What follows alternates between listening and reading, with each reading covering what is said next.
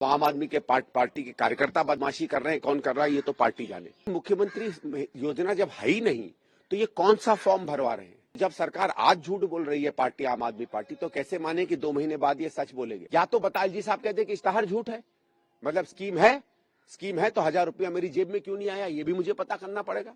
भाई मेरी वाइफ भी तो दिल्ली की महिला है, वो भी तो 18 साल की ऊपर की है। मेरी बिटिया है, दिल्ली की नागरिक है, दिल्ली की वोटर है, वो भी 18 साल से ऊपर की है। उन दोनों की जेब में तो अभी तक आया नहीं 1000 रुपया। आप भी तो पैसे बांट रहे हो, 2100 रुपए 1500 रुपए क्या है ये भी तो एक तरीके से पैसा बांटना ही हुआ सरकार की तरफ से। तो अगर आपने 10 साल काम किया होता तो आपको ये सब करने की क्या जरूरत थी? आप खुद एलजी से आज मिलने वाले हैं, शिकायत करने वाले हैं, क्या आधार है आप लोगों के पास आम आदमी पार्टी के इस स्टैंड के विरुद्ध? देखिए 2 बातें इसमें। पहली चीज तो ये है कि स्वयं जो मुख्यमंत्री हैं आतिशी जी, उन्होंने कुछ समय पहले कहा था कि आम आदमी पार्टी सरकार जो है हर महिला के खाते में 1000 रुपया महीना देगी। और ये भी कहा गया 2-1 दिन पहले अरविंद केजरीवाल ने शायद कि हमने कैबिनेट में ये पास करा दिया है। भाई अगर कैबिनेट में पास हो गया है और अगर सरकार देने वाली है तो इसकी कोई ना कोई स्कीम या कोई ना कोई प्रावधान या कोई ना कोई बजट में इसका पैसा होना चाहिए था। नहीं तो ऐसे तो कोई चीज 1 रुपया भी सरकार में इधर से उधर नहीं होता।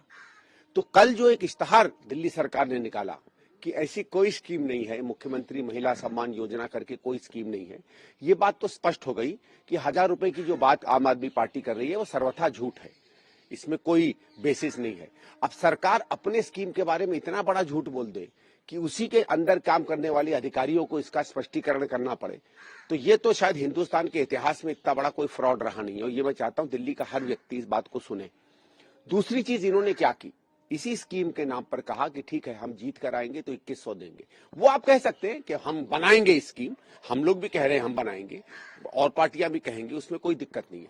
लेकिन फिर उन्होंने ये कहा, इनके आम आदमी पार्टी के कार्यकर्ता घर घर जाकर कह रहे हैं कि ये फॉर्म भरिए, फॉर्म में अपने आप डिटेल दीजिए। उसमें शायद सुना फोन नंबर पता कर रहे हैं, घर का पता कर रहे हैं, नाम आदि पता कर रहे हैं। और अभी तो ये भी पता चला कि ऐसे लोग फॉर्म भर के कुछ औरतों के बैंक फोन से पैसे भी गायब हो गए।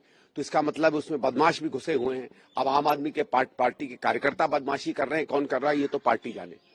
लेकिन ये बात जब करने लगे और उसके बाद ये स्पष्टीकरण आ गया सरकार का कि ऐसी कोई फॉर्म बनी नहीं है, तो फिर ये एक और बहुत बड़ा एक समझ लीजिए एक झूठ समझ में आता है। क्योंकि देखिए फॉर्म किसी भी स्कीम के लिए आप वही भर सकते हैं जो फॉर्म सरकार निकालती है, उसके बाद कोई भी भरवा सकता है। कांग्रेस पार्टी भी भरवाती है। जैसे आपके वोटर है, वोटर का अगर भरवाना फॉर्म होता है, पार्टी के कार्यकर्ता जाते हैं आपसे फॉर्म भरवाते हैं। लेकिन फॉर्म तो वही होता है जो सरकार कहती है कि इस फॉर्म में भरना चाहिए।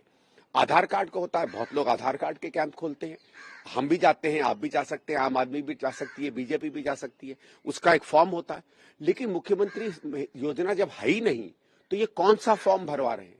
इसका मतलब है ये छल कपट कर रहे हैं। आपसे कह रहे हैं कि फॉर्म भरो, जबकि फॉर्म नहीं है और उसमें आपके बहुत महत्वपूर्ण आपसे दस्तावेज ले रहे हैं।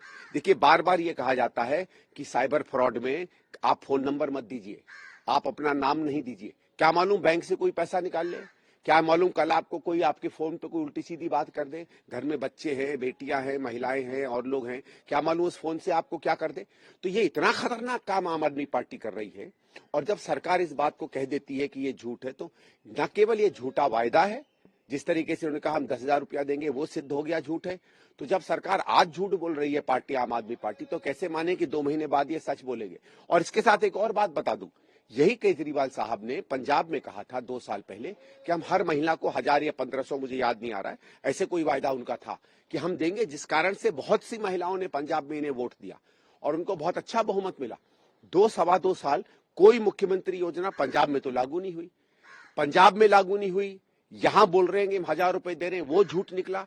तो फिर ये बात तो साबित है ना कि ये झूठ बोलने वाली पार्टी है महिला स्कीम में, और ऐसी कोई स्कीम ना आज है न कल होगी दिल्ली में। लेकिन जो बात आप कह रहे हैं कि दिल्ली की महिलाओं और 21 साल से ज्यादा उम्र की लड़कियों के जो नंबर्स लिए जा रहे हैं, उनके डेटा भरे जा रहे हैं, ये उनकी सुरक्षा में सेंध है। देखिए मैं कैसा हो सकता है, कई बार आपने देखा होगा आपके फोन पर गड़बड़ी हो जाती है, गलत मैसेज आ जाते हैं, कभी कभी अश्लील चीजें आ जाती है। कहां से आती है?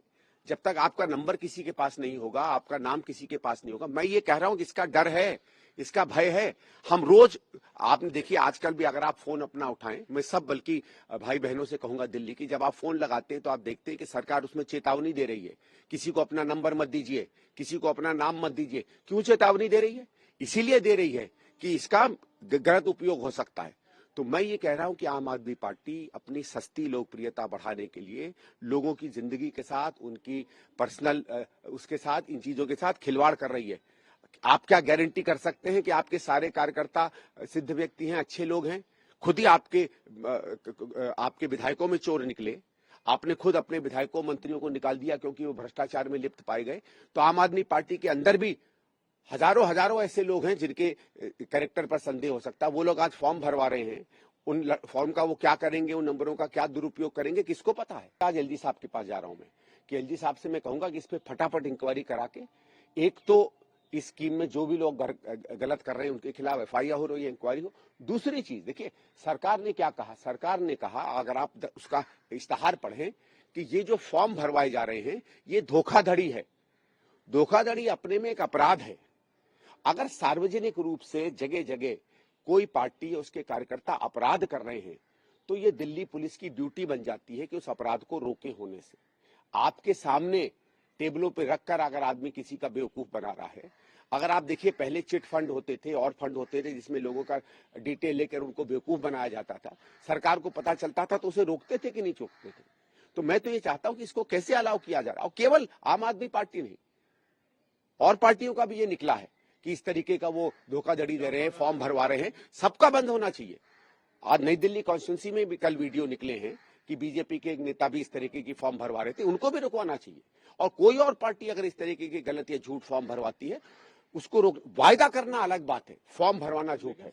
एलजी साहब से करेंगे कि कोई भी पार्टी इस तरीके का काम करे वो गलत है। जो आम आदमी पार्टी कर रही है उस पर इंक्वायरी लगाई जाए। अरविंद केजरीवाल जी और आतिशी जी अगर इसमें पता चलता है कि धोखाधड़ी कर रही हैं या धोखाधड़ी को फैला रही हैं तो उन पर केस हुआ जाए। और आम आदमी पार्टी के जितने कार्यकर्ता, जब तक ये बात स्पष्ट नहीं हो जाती है कि जो इश्तहार ने कहा है वो सही है और जो दिल्ली सरकार कह रही है कि हमारे मुख्यमंत्री खुद ही धोखाधड़ी की स्कीम चल रहे हैं, अगर वो सिद्ध हो जाता है तो उनके सारे कार्यकर्ताओं पर रोक लगे। लगा सकते हैं इस पे? प्रसाद दिल्ली पुलिस एलजी साहब के पास है। आप एलजी साहब कह सकते हैं उस इश्तहार के माध्यम से, या तो बता एलजी साहब कहते कि इश्तहार झूठ है, मतलब स्कीम है तो 1000 रुपया मेरी जेब में क्यों नहीं आया, ये भी मुझे पता करना पड़ेगा। भाई मेरी वाइफ भी तो दिल्ली की महिला है, वो भी तो 18 साल की ऊपर की है।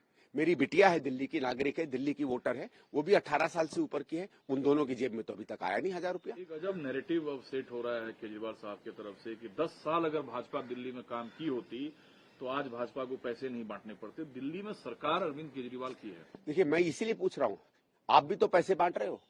2100 रुपए, 1500 रुपए क्या है? ये भी तो एक तरीके से पैसा बांटना ही हुआ सरकार की तरफ से। तो अगर आपने 10 साल काम किया होता तो आपको ये सब करने की क्या जरूरत थी? शीला दीक्षित जी 15 साल रही, उसके बाद आखिरी के 14 साल बाद उन पर 50 झूठ बोले गए जिस कारण से वो हारी। बिजली के बारे में झूठ, पानी के बारे में झूठ, कॉमनवेल्थ के बारे में झूठ। उनको तो 15 साल ऐसे पैसे बांटने की जरूरत नहीं पड़ी। उन्होंने भी मदद की, उन्होंने भी रिलीफ दी, उन्होंने भी सब्सिडी दी। आप भी तो बांट रहे हो। आज एक चीज बताओ, पूरा चुनाव ये महिला सम्मान योजना पे लड़ रहे हैं जो स्कीम ही नहीं है, तो आप में बीजेपी में क्या फर्क है?